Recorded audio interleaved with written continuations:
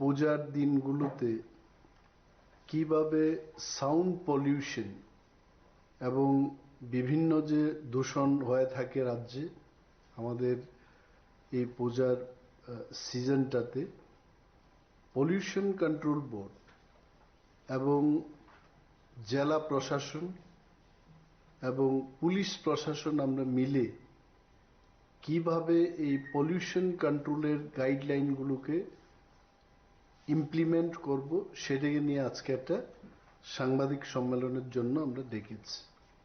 সাংবাদিক সম্মেলনে আছেন আমাদের সায়েন্স অ্যান্ড টেকনোলজি ডিপার্টমেন্টের যিনি সচিব শ্রী চৈতন্য মূর্তিজি, আছেন আমাদের পলিউশন কন্ট্রোল বোর্ডের যিনি পর্ষদের চেয়ারম্যান ডক্টর শশী কুমার এবং ডিএম বিশাল কুমার এবং এসপি সাহেব এখানে আছেন।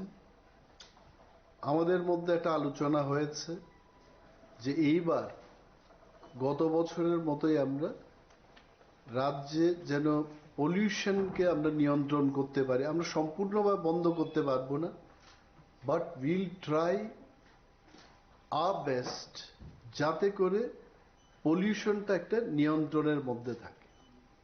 এবং নাগরিকদের থেকেও এই ধরনের অনেক দাবি দেওয়া আমাদের কাছে অনেকেই করেন যে এই যে সাউন্ড পলিউশনের জন্য পুজোর দিনগুলোতে মানুষের অনেক অসুবিধা হয়।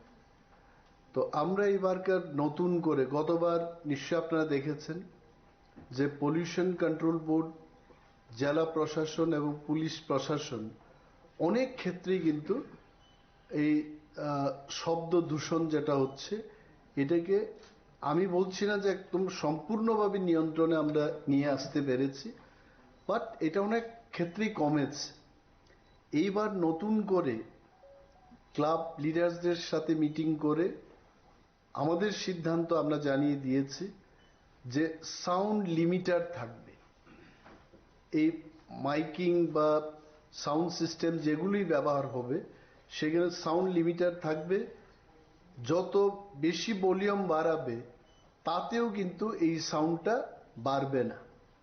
সো এটা আমাদের কাছে একটা চ্যালেঞ্জ। এখানে পুলিশ প্রশাসনের এসপি সাহেব আছেন, ডিএম আছেন এবং পলিউশন কন্ট্রোল বোর্ডের আধিকারিকদের সহযোগিতায় আমরা চেষ্টা করব যে এই সাউন্ড লিমিটার যেন ক্লাবগুলো ব্যবহার করে।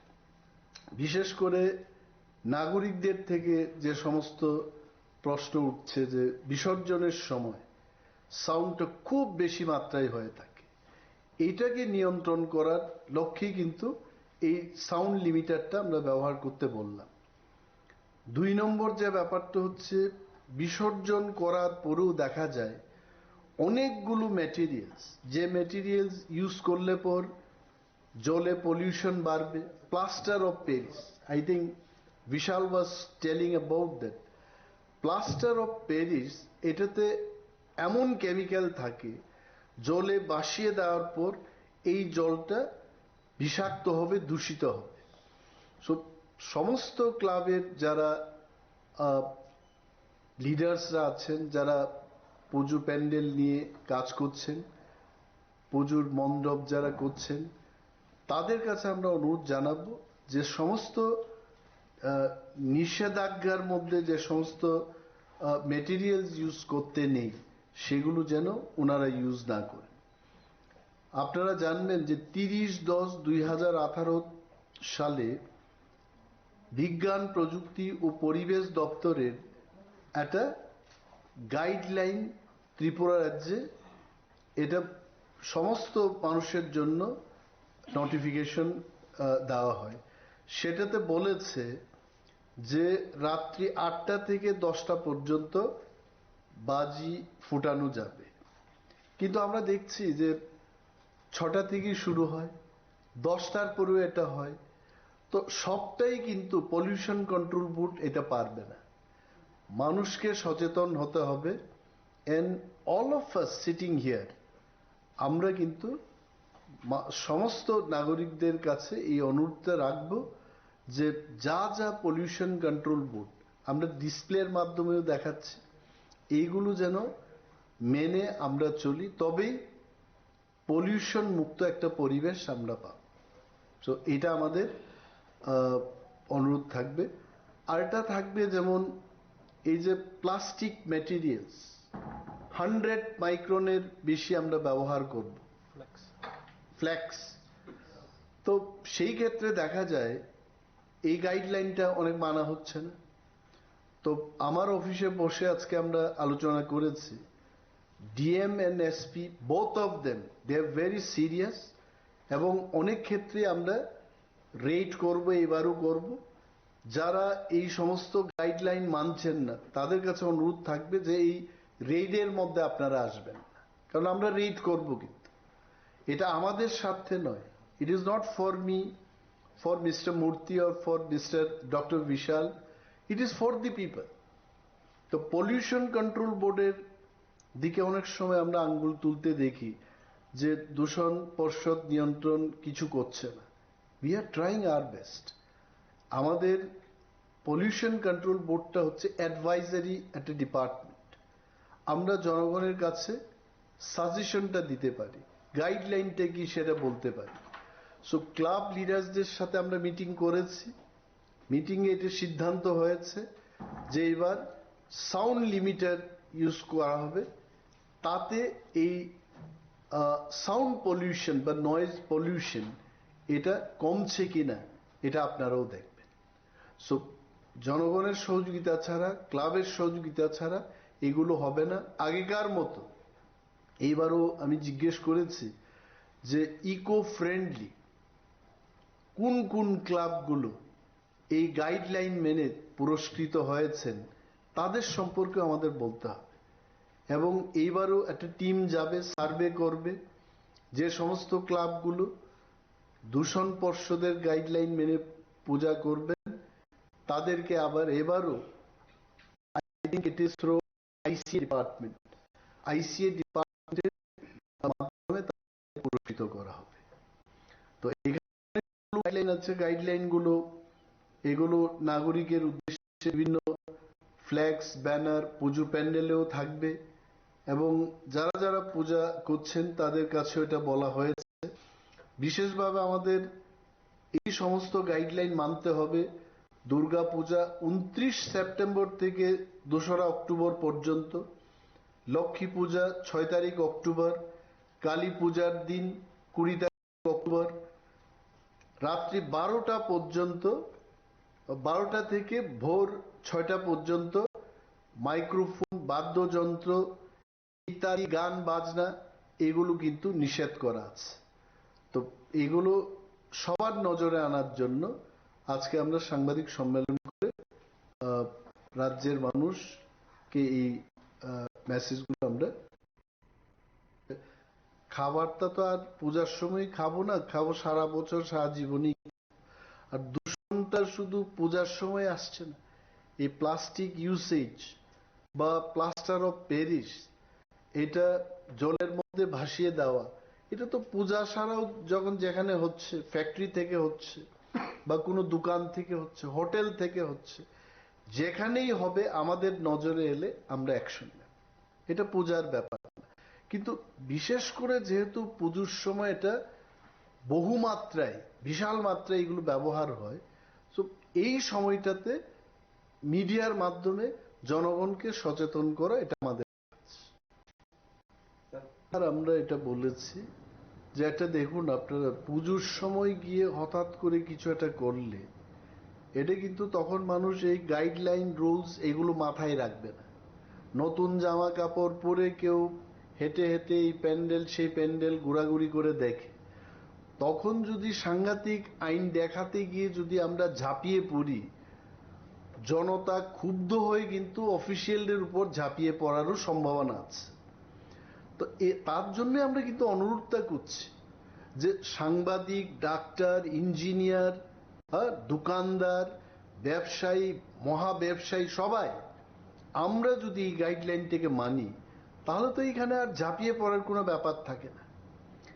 এন্ড দ্বিতীয়ত, the question you have asked যে কি বলে বিজয়া দশমীর সময় যে ডিএম সাহেব এটা বললেও এরা করে থাকে, তো এইবার আমরা কিন্তু বলেছি যে নোটিশ যাবে, নোটিশ উইল ফলো, এবং নোটিশ যখন যাবে, কোর্টে যখন যেতে হবে, তখন কিন্তু বিড়ম্বনা বাড়বে এদের। সো এইটুকুই আমরা করতে পারি।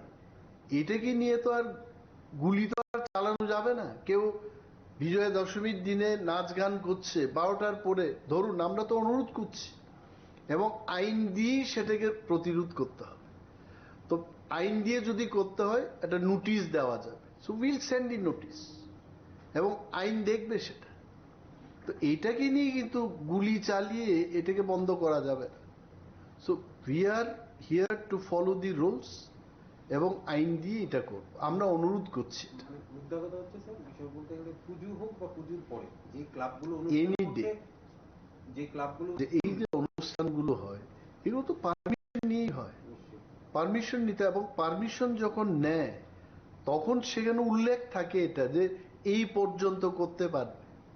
তাহলে এই এই দেওয়া পারমিশনটা কেন মানবে না? সো নোটিশ যাবে, উইল টেক অ্যাকশন, বা অফিসিয়ালরা যাবে। যখন গান বাজনা করতে থাকবে, তখন অফিসিয়ালরা সেখানে বলবে যে আপনার সময়টা তো শেষ হয়ে গেছে। Sashi, what is the decibel? 75 decibel. So 75 decibel অবধি এটা চলবে, তারপরে কিন্তু বাড়ালেও এটা আর হবে না। তো এটা কিন্তু ওই যে গাড়ির মধ্যে একটা ব্যবহার করি আমরা, যে অ্যাক্সিলারেটর বৃদ্ধি করার পরেও এটা কিন্তু স্পিডটা বাড়াবে না। সো উইল সি, এবার দেখবো যে সাউন্ড লিমিটার এটা ইফেক্টিভ কিনা। তবে ইফেক্টিভ হওয়ার কথা। If people are using, then it will be effective. Thank you. এইটা শুধু শহরে না, এটা তো সারা রাজ্যে আমরা এটা করেছি এবং বলেছি।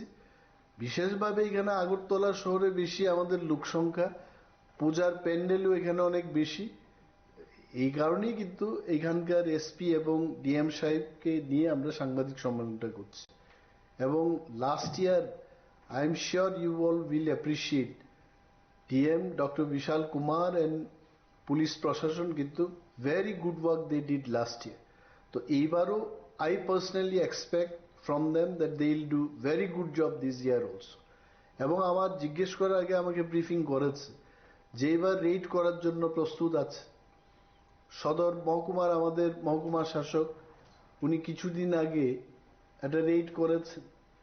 রেডে কত হাজার টাকার বলেছেন আপনারা? 20 লাখ, 20 lakhs worth of 20 লক্ষ টাকার single use plastic. মতো সিনথেটিক প্লাস্টিক ম্যাটেরিয়ালস ওনারা বরামদ করেছেন, এবং তাতে কিন্তু এইগুলো ব্যবহার হলে দূষণ আরো বৃদ্ধি পেত। So people ready. জিরানিয়াতে হয়েছে, SP was telling it happen in Jirania also. তো সবখানেই হবে।